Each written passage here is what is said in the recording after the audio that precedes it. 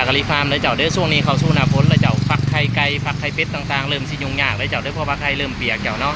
อาจจะเสียหลายเจ้าเนาะการเลี้ยงเป็ดเลี้ยงไก่เจ้าเนาะลักๆแท้ๆเมื่อเวลามันไข่มาพยายามเอาใส่ตู้เจ้าเนาะให้แม่มันมีหน้าที่ไข่อย่างเดียวการฟักธรรมศาสตร์เนี่ยสิ้นเปลืองหลายเจ้าสิ้นเปลืองเรื่องอาหารเนี่ยต่อมาเป็นสิ้นเปลืองเรื่องเวลาแบบใดเวลาไข่10 วันเจ้ามาฟัก21 วันคือไก่เป็ด32 นาที35 วันเจ้าฝืนตู้อีกประมาณ14 วันเจ้านั่นหมายความว่าไก่สุดหนึ่งเนี่ยจะใส่เวลาประมาณ40 ปลายวันส่วนเป็ดใส่เวลา50 กว่าวันเจ้าต่อสุดหนึ่ง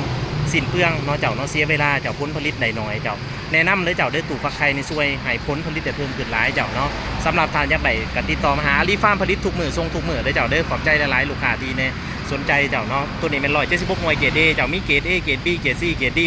เวลาเลือกซื้อตู้ฟักไข่เบิ้งเด้อเจ้าเด้อเพราะว่าตู้มันมีแต่ละเกรดอะไรที่ใส่ขนาดซ้ำกันแต่ว่าเขาเปลี่ยนอะไรปุ๊บนิดนึงราคามันจะเปลี่ยนทันทีอาลีฟาร์มจัดเป็นเกรดหมวดหมู่เนาะโบจกตาลูกค้าเลยเจ้าเด้อให้สามารถซื้อตู้ฟักไข่ได้อย่างยุติธรรมเจ้าเนาะราคานั้นจับต้องได้ขอบใจหลายๆที่ติดตามมาส้มเด้อเจ้าเด้อขอบใจ